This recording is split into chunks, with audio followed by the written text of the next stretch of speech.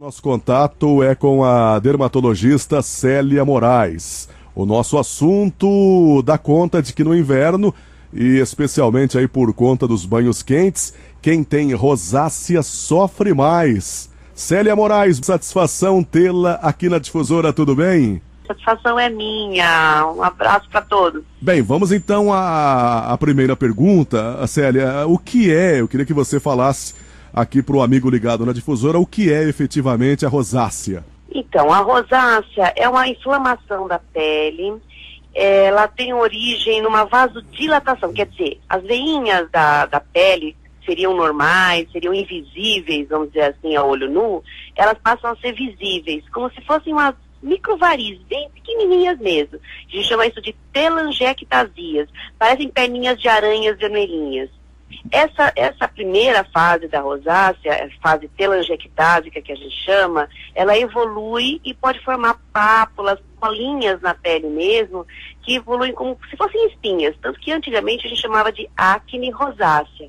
Hoje a gente chama só de rosácea, porque sabe que é um mecanismo totalmente diferente da acne, né? E aí, na evolução, ela pode infiltrar a pele, dar um aspecto grosseiro para a pele. Muito bem.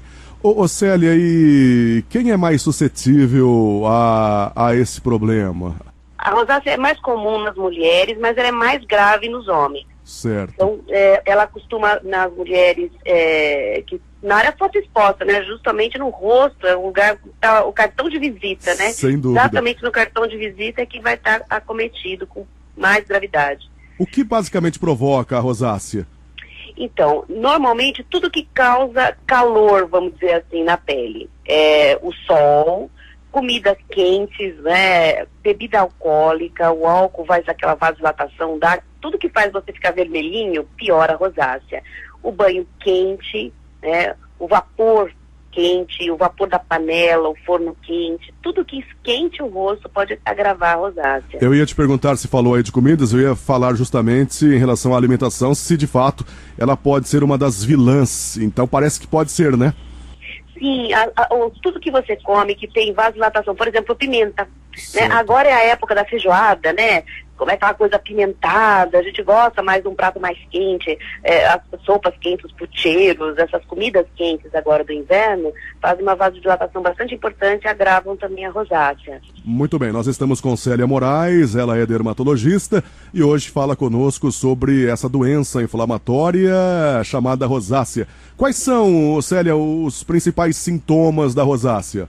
Então, inicialmente, é aquele paciente que vive vermelhinho, né? Certo. Então, seja frio, seja calor, sempre com aquela face vermelha, como se ele tivesse rubro.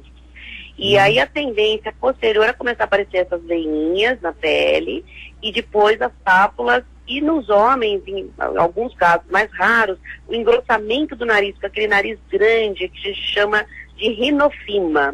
Fica um nariz avantajado, vamos dizer assim, mais alargado, grosseiro mesmo, né? Mas inicialmente é só o vermelhão do rosto. Então, inicialmente, em termos de manifestação, é apenas a questão estética ou existe, sei lá, alguma ardência, algum sintoma um pouco mais grave?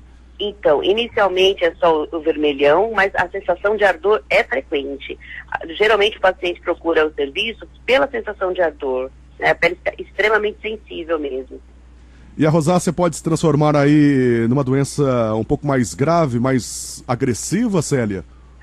A gente tem algumas formas muito raras que são mais agressivas, que são as rosáceas granulomatosas, ou então os rinofimas mesmo, os outrofimas, às vezes a pedra pálpebra, olho, que é o mais sério mesmo, eu acho que quando ela pega a região oftálmica, que é acompanhada com o oftalmologista junto com o dermatologista, que incomoda bastante, mas não chega a ser grave, não é uma doença transmissível, não é uma doença que é contagiosa, vamos dizer assim, né? Muito bem. E não se transforma num câncer normalmente, né? Que é o maior medo que todo mundo tem, o câncer de pele não seria a maior predisposição da rosácea, não. É mais um caráter inflamatório mesmo. Ela é desagradável e é uma sensação ruim, né? Sem dúvida. E uma vez que a pessoa observe que está com a rosácea, quais são as formas de tratamento, quais os cuidados iniciais, Célia? Então, o primeiro cuidado é a proteção solar. O paciente tem que usar protetor solar diuturnamente, quer dizer, ele tem que usar várias vezes por dia, né? O protetor solar é como qualquer remédio, ele dura no máximo 4 horas, então ele tem que ser reaplicado a cada 4 horas durante o dia, à noite, claro que não.